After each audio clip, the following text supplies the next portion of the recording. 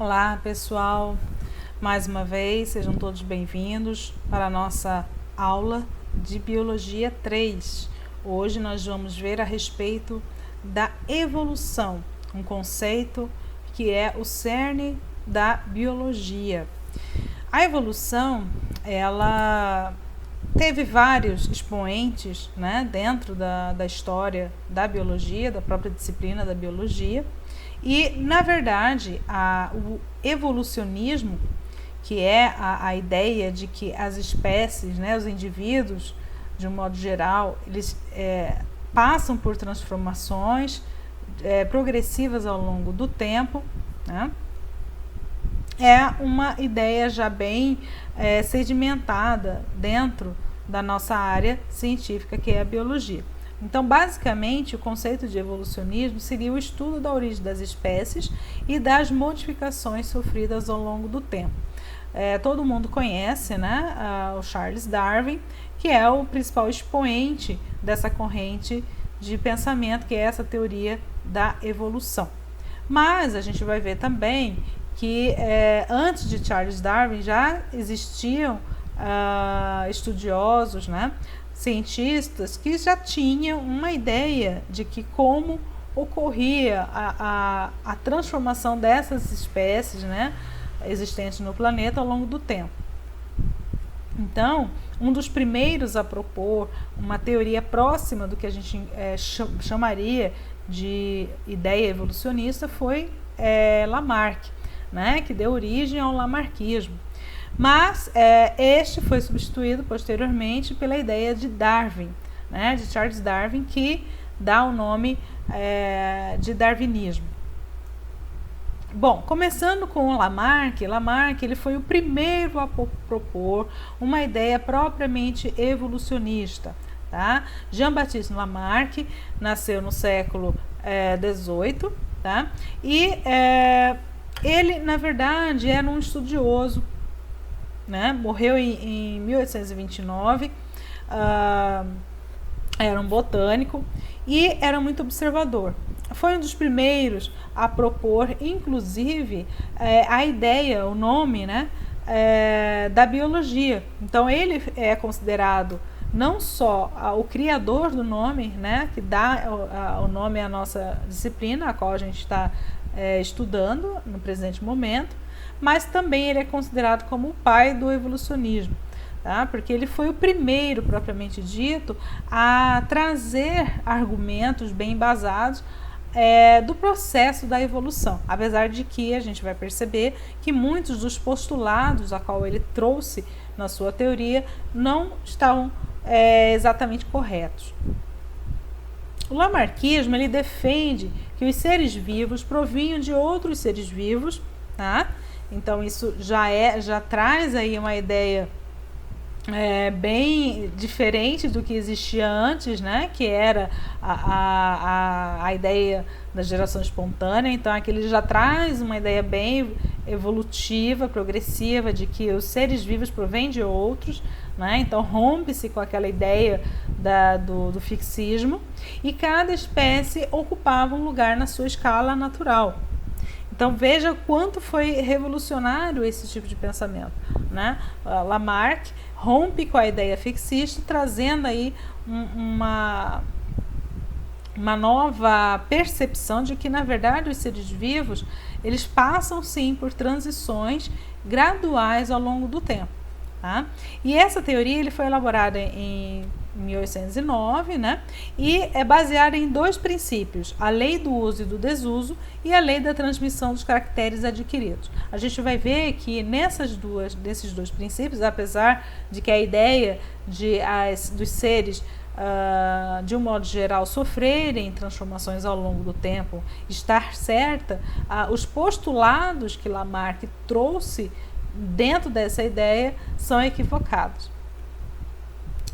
O que seria a lei do uso e desuso segundo Lamarck? Bem, para Lamarck, ele achava que aqueles órgãos que eram mais extensivamente utilizados por um determinado indivíduo, uma espécie, ele acabava se desenvolvendo. E aqueles que não eram bem utilizados, eles acabavam se atrofiando. né? Por exemplo, vamos pegar aqui um exemplo de um pato. Ele postulava que o pato ele começou a apresentar ao longo de um determinado período de tempo, devido ao uso excessivo dos seus membros para nadar, a fim de melhorar o processo do nado, essa pata foi criando uma membrana entre os dedos, né? Uma membrana interdigital. Assim, com o tempo, essa membrana foi se desenvolvendo de forma a melhorar a sua habilidade de natação. Tá? Então, essa seria a ideia da lei do uso e desuso, ou seja, aquele órgão que é mais utilizado, ele acaba se desenvolvendo mais, aquele que não é utilizado se atrofia. Tá? E o segundo postulado seria a lei da transmissão dos caracteres adquiridos. No caso, por exemplo, se um organismo ele utiliza um determinado órgão que lhe confere vantagens, vamos supor o caso do pato, essa característica, por lhe conferir vantagem, acabaria sendo transmitida aos seus descendentes, né? Ou seja, ele adquiriu essa característica em vida e ele é capaz de transmitir essa característica aos seus descendentes.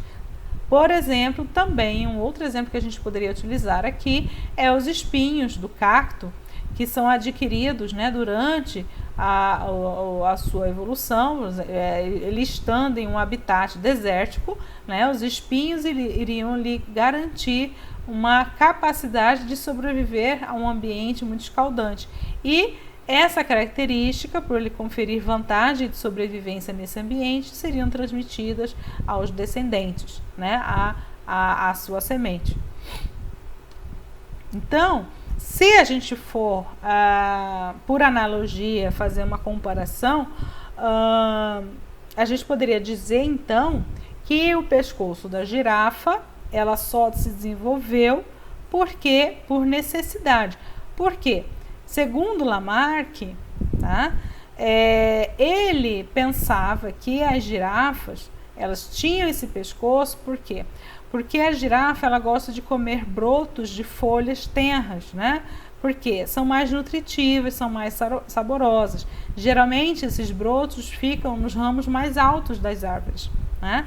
E aí, na necessidade de ela buscar esse alimento mais fresco, mais nutritivo, no esforço de buscar essas folhas, elas acabavam esticando demasiadamente o pescoço, né? E à medida que ela esticava o pescoço, esse pescoço crescia, né, em resposta a essa necessidade. E por ser uma característica vantajosa para ela, né, porque assim ela consegue mais alimento, ela transmitia essa característica aos seus descendentes. Então era essa a ideia que o Lamarck tinha, né? Então ele achava justamente que os seres vivos eram passíveis de adquirir uma característica em vida e transmitir isso aos seus descendentes, tá? Então, de forma resumida, a ideia do postulado de Lamarck seria de que, por meio de uma modificação ambiental, ou seja, de uma pressão ambiental, aqui já se tem a primeira ideia de que o próprio ambiente interfere, né, e atua pressionando a adaptação desse organismo, né, desse indivíduo no seu ambiente. Então, as modificações e as pressões ambientais levam a uma necessidade de adaptação e, portanto, induz esse indivíduo, essa espécie, a um novo comportamento, ou seja, a adquirir uma determinada estrutura de forma a se adaptar a esse ambiente, né? Então, dentro dos postulados da lei do uso e desuso, se esse órgão, por exemplo, lhe conferia desvantagem no ambiente, ele acabaria atrofiando. Se ele trouxesse vantagem, ele acabaria utilizando mais e assim se tornando mais desenvolvido. E pela modificação no organismo, através da lei da herança dos caracteres adquiridos, essa característica iria ser repassada aos seus descendentes. Então, resumidamente, para Lamarck, é o meio que é um agente indutor de modificações herdáveis. É o meio que interfere na adaptação da espécie no seu ambiente. Tá? Quais são as críticas e as falhas dessa corrente de pensamento dentro da evolução? Quais são as falhas do lamarckismo? Bem, a lei do uso e desuso, ela não é uma ideia verdadeira. Por quê? Porque se fosse assim, todos os órgãos que a gente acabaria desenvolvendo mais pelo esforço de uso, elas acabariam sendo transmitidas, né?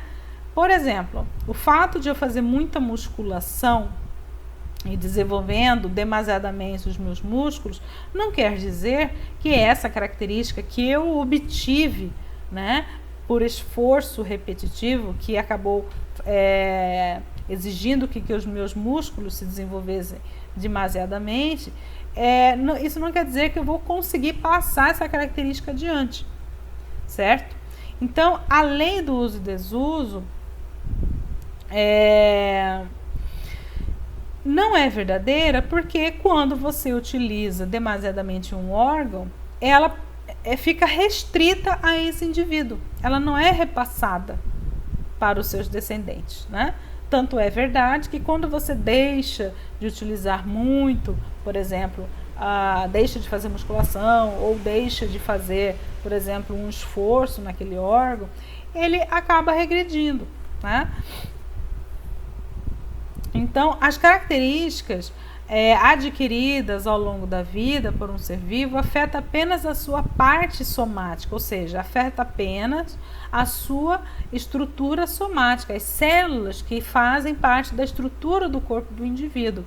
Tá? Essa modificação ela não ocorre ao nível dos gametas, porque aí sim, quando ocorre modificação nos gametas, no material genético dos gametas, aí sim a gente tem a possibilidade da transmissão desses caracteres que podem ter sido adquiridos durante a vida desse indivíduo. Um exemplo, vamos supor que eu seja submetida a uma radiação, né? A uma influência de radiação decorrente de algum acidente nuclear, né? A gente sabe, por exemplo, que a confecção, né, de bombas atômicas, o uso de bombas atômicas ou de material radioativo, ela produz muitos raios que interferem, que atingem as nossas células em diferentes níveis, né? Raios gama, raios beta e assim por diante. Raio X, né? Então, esses raios, eles têm uma penetração no nosso organismo muito profunda, a ponto de ocorrer quebras no código genético, né? Quebras ou delações ou inversões de seções do nosso material genético, certo? Então, quando você tem essa alteração em vida, se elas permanecerem no nosso gameta, eu posso acabar transmitindo essas mutações, né, através dos meus gametas para os meus filhos, para os meus descendentes, além de também ter consequências em vida por conta dessas modificações genéticas. Eu posso desenvolver um câncer, eu posso desenvolver alguma doença, né, decorrente da exposição a essa radiação, tá? Então, no caso, assim, no pensamento de Lamarck, ele tinha essa ideia equivocada de que as características adquiridas em vida poderiam ser transmitidas aos seus descendentes. Essa ideia de Lamarck, ela não foi adiante, porque Lamarck era uma pessoa que não tinha relações nem políticas, nem científicas, né, com pessoas de grande exposição ou de grande destaque, né, no meio científico, e essa corrente de pensamento acabou permanecendo parada, né, não teve adesão a esse tipo de teoria. Depois veio o trabalho de Charles Darwin. Charles Darwin foi um médico que não desenvolveu, né, essa profissão, mas desde jovem tinha uma curiosidade muito aparente, né? Com 22 anos ele embarcou no navio, né, para fazer procurar fazer registro das regiões a qual ele visitava, tá? Uma coisa interessante é que Charles Darwin, ao contrário de Lamarck, acreditava no fixismo. Ele era bastante religioso e achava que os seres vivos surgiram da mesma forma como Deus criou, né? Então, ele era partidário da ideia fixista. A partir do momento em que ele entrou no navio Beagle, ele começou a fazer uma compilação, né, um registro de todos os lugares que ele visitava. E nessa ele começou a fazer também registro das espécies que existiam nessas regiões. Ele coletou, né, percorreu várias regiões em todos os continentes, coletando fósseis, animais, plantas, né? Fez comparações, fez desenhos, né? E após 20 anos de estudo, após a insistência, né, da esposa e dos amigos, porque ele não ia escrever essa obra, ele ia deixar para depois da morte dele, ele ia deixar essa incumbência à esposa, mas por insistência da esposa e amigos, ele acabou escrevendo o livro A Origem das Espécies, que é o cerne, né, a base aí da biologia, e que foi fundamental para comprovar a sua teoria. As regiões que Darwin visitou, né, foram desde a região africana, oceano, né, passou pelas ilhas do Oceano Atlântico, chegou inclusive ao Brasil, né, desembarcando na Bahia, no Rio de Janeiro, fez registros inclusive da cultura local brasileira, depois foi para a Argentina, contornou aí a região da região do Fogo, né, daqui da América do Sul, passou pelo Chile e chegou a uma ilha muito interessante e que foi muito especial para a teoria dele, que foi a ilha de Galápagos. Nessa região, né, da América do Sul, durante a viagem, Darwin ele foi encontrando fósseis de mamíferos extintos que tinham uma aparência muito parecida com animais atuais, como por exemplo o tatu que ele encontrou no Brasil, né? Então ele encontrou animais fósseis que muito evidentemente tinham um parentesco e provavelmente eram os ancestrais dos animais atuais, né? E lá na Ilha Galápagos ele se deparou, por exemplo, com espécies de tartarugas gigantes, né, que até hoje permanecem na ilha, né, inclusive algumas centenárias. E nessa ilha ele conseguiu registrar uma diversidade de espécies muito parecidas com a que existiam no continente, ou seja, eram espécies que não estavam, apesar de estarem restritas nas ilhas, elas também tinham uma relação de parentesco com as espécies que existiam no continente americano, que estava a quilômetros de distância. Outra situação foi também a existência dos tentilhões, né?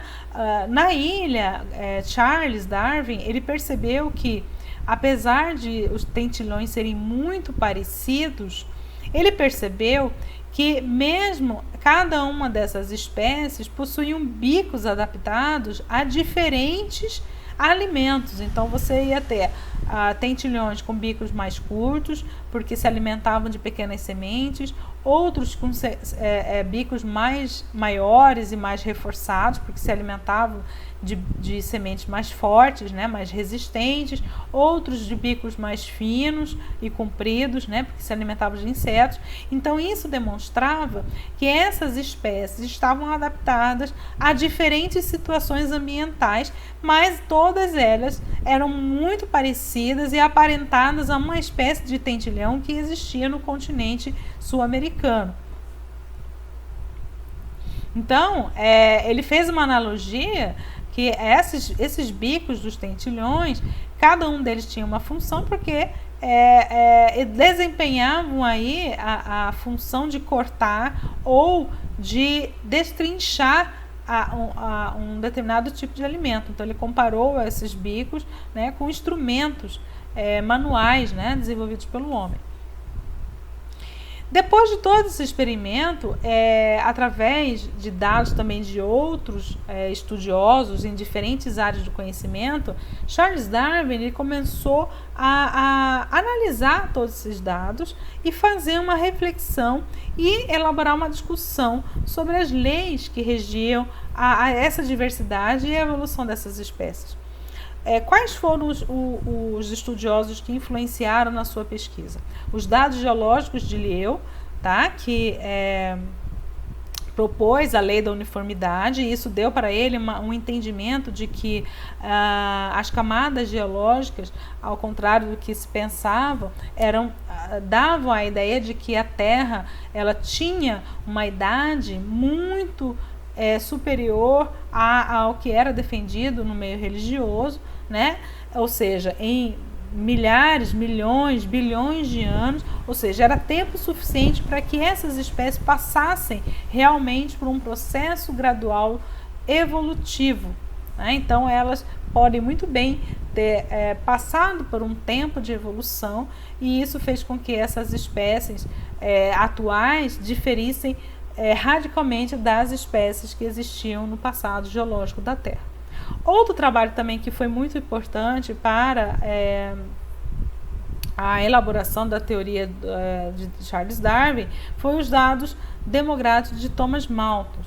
Thomas Malthus foi um monge, né, estatístico, que elaborou aí um trabalho que analisou que a evolução da população, né, o crescimento da população, ele não acompanha o crescimento dos recursos, ou seja, os recursos eles têm um crescimento exponencial, ou seja, cresce paulatinamente, mas num ritmo menor do que o crescimento populacional, que cresce num crescimento de progressão geométrica. Isso leva à conclusão de que em determinado período de tempo a população dobra, né, ao contrário dos recursos alimentares. E isso pode levar, depois de um tempo, a um colapso dessa população por falta de alimento, né? Então, essa ideia de Thomas Malthus fez com que Charles Darwin transportasse essa ideia para o ambiente natural, né? Ou seja, se para a espécie humana isso ocorre, isso também deve ocorrer também para os demais seres vivos no seu ambiente natural, né? Então, a competição por recursos leva ao que ele chamou de luta pela sobrevivência. E essa luta pela sobrevivência faria com que ocorresse essa pressão ambiental, né, sobre essas populações de seres vivos, e eles acabassem sofrendo interferências, né, por conta da mortalidade. Então, haveria uma mortalidade, né, fazendo com que essa população acabasse tendo a perda de uma certa quantidade de indivíduos, né, até que ele se equilibrasse em decorrência da quantidade disponível de recursos, né? Ou seja, resumindo, aqueles que não tivessem possibilidade de se adaptar, eles acabavam morrendo, e aqueles que tinham vantagens na busca de recursos permaneciam, tá? E, além disso, outro trabalho que também contribuiu com o trabalho de Charles Darwin foram os dados biogeográficos, né, que ele mesmo coletou ao longo do seu trabalho, nas suas viagens nos continentes. Então, aqui,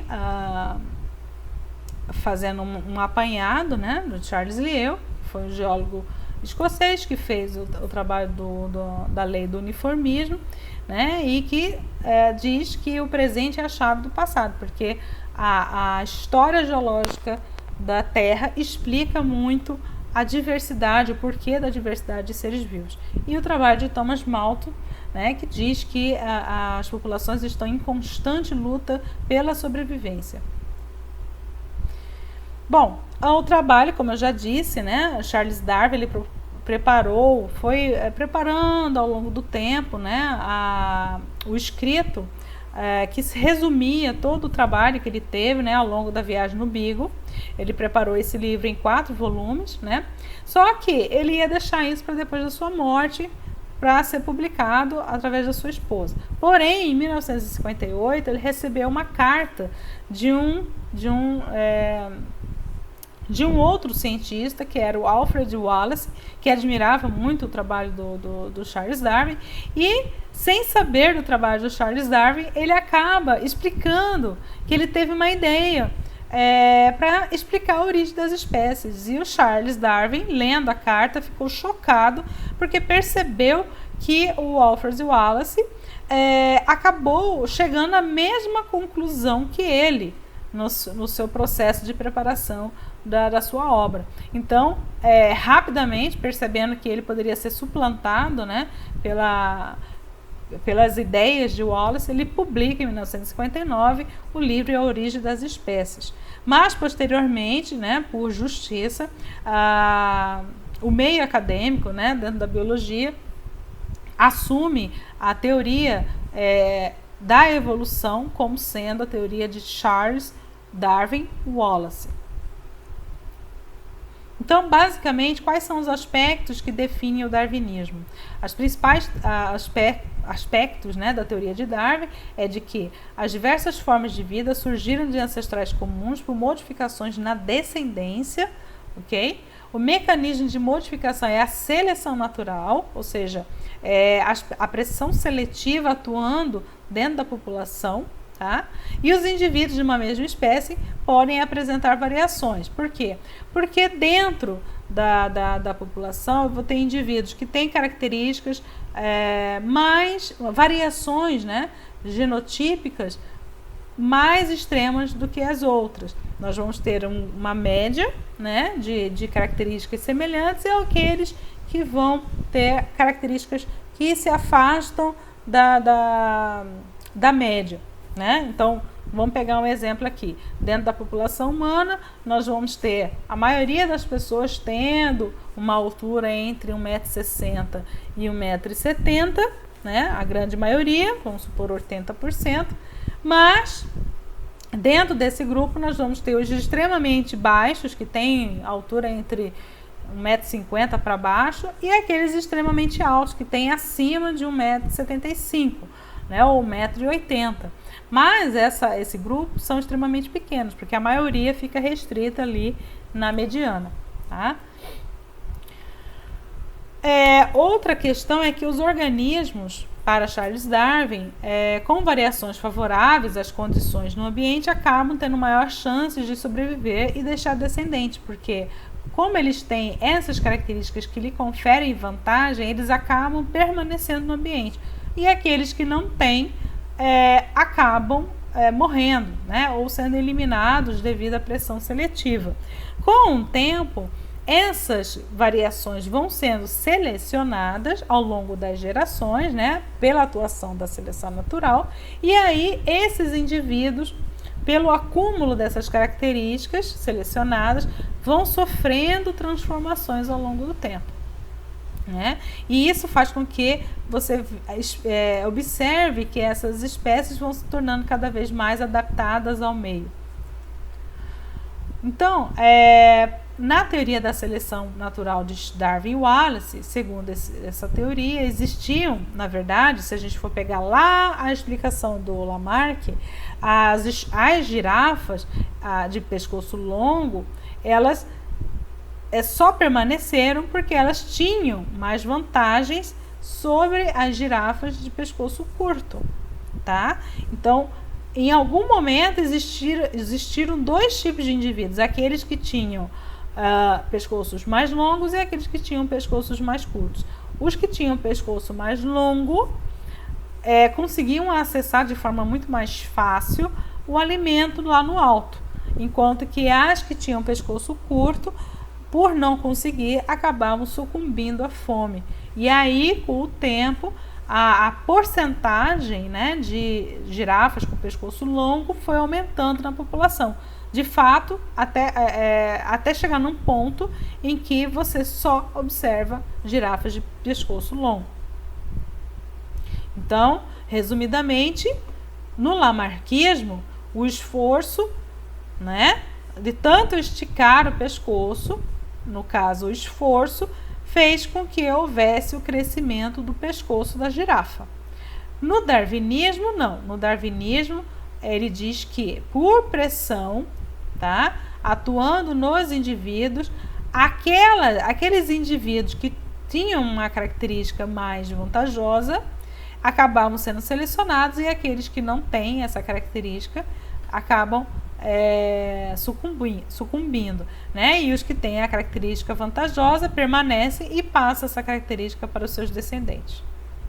Então, se a gente for analisar, eu gostaria que vocês refletissem a respeito dessas frases. Quem diria essa frase? O urso é branco porque vive na neve e o urso vive na neve porque é branco. Quem falaria qual frase? Lamarck falaria qual frase? Darwin falaria qual frase? Pensem aí e depois me respondam. Bom, depois de tudo isso que aconteceu, né, depois da publicação da obra, né, de Charles Darwin, ele, apesar da brilhante conclusão a qual ele chegou, mesmo assim ele sofreu críticas, principalmente do meio religioso, né, porque as pessoas acabaram não entendendo muito bem a conclusão de Darwin. Inclusive, as pessoas que leram o trabalho dele, chegaram a desenhar charges para tentar desqualificar a obra de Darwin, né? Dizendo que, por exemplo, absurdo o homem ter vindo do macaco, né? Porque se for analisar assim, então o homem veio do macaco, que é coisa absurda, né? E na verdade não é bem assim, tá? O homem, não é que ele veio do macaco. Mais para frente a gente vai entender que na verdade uma espécie não vem da outra. As espécies, elas sofrem processos, né, de separação em grupos, em populações, e cada população ela vai evoluindo de forma distinta, dependendo do ambiente em que elas estão, tá? Mas em algum momento elas compartilharam um ancestral comum, tá? Então, no caso do homem, o homem atual, ele compartilha um ancestral comum com os demais primatas, tá? E a gente vai ver isso mais para frente, inclusive primatas do Velho Mundo, porque a gente tem o grupo dos primatas do Novo Mundo e do Velho Mundo, e a gente vai ver que o ser humano ele tem mais afinidade genética, né, com os primatas do Velho Mundo.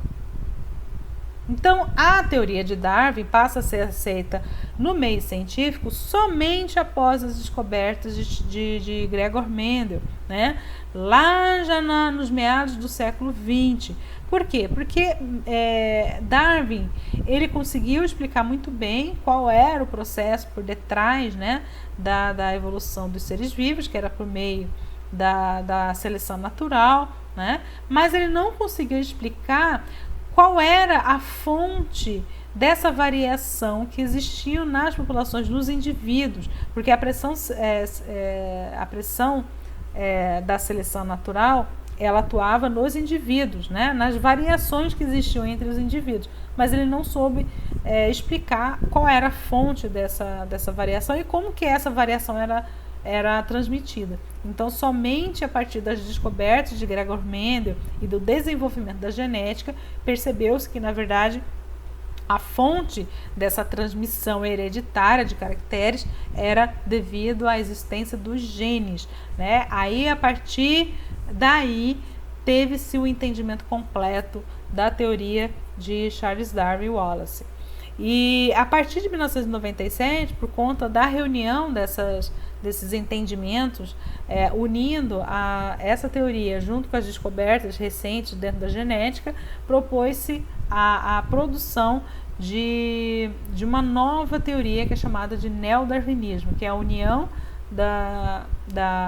dos postulados de Charles Darwin, né, da seleção natural, e a fonte da variação, que é a base da genética, né? Que é a questão da transmissão desses caracteres baseados na mutação e na recombinação gênica. E somente em 1997 a teoria de Charles Darwin recebeu finalmente a anuência do Vaticano, ou seja, foi reconhecido pela Igreja Católica como uma teoria válida e não mais o fixismo. Então, vamos comparar aqui as teorias entre Lamarck e Darwin. Então, a teoria de Lamarck diz que a evolução é linear, tá? E é o meio que gera a variação, é o meio que produz as variações nos indivíduos e que vai trazer aí a transformação na espécie. Já Charles Darwin diz que a evolução, na verdade, ela é ramificada, ela parte de um ancestral comum que dá origem a diferentes populações, e essas populações elas vão se distanciando no seu parentesco ao longo do tempo. Tá? E, além disso, é o meio, não é o meio que gera variação, mas o meio apenas seleciona essas características que já tem essa variação. Então, dentro da população você tem uma variação de características, é a pressão seletiva que vai atuar nessas variações já existentes, ok? Então, atenção, confirmando. Então, para Lamarck é o ambiente que modifica, ok? É ele que causa variação. E já para Darwin, é o ambiente que seleciona a variação, ok? Então, se a gente for pegar lá o caso do urso, né, fazendo uma analogia, novamente, um exemplo, o gafanhoto ele é verde porque vive na grama, tá? Então, no caso aqui, seria a ideia dada por Lamarck. E o gafanhoto vive na grama porque é verde. Aí, essa ideia seria a ideia de Darwin. Então, aqui um resuminho, né? Logicamente, dos ancestrais, aqui explicando com pormenores de como se deu o processo da transformação, da evolução das girafas. Então, para Lamarck, as girafas, elas buscaram, né? Elas tinham dois grupos de indivíduos de tinham apenas um tipo, né, de indivíduos, pescoço curto, e ao longo da necessidade que elas tinham de buscar o alimento mais nutritivo, né, no alto das árvores, pelo esforço repetitivo, esse pescoço foi se alongando até chegar na formatação atual da espécie, né, uma espécie de pescoço longo.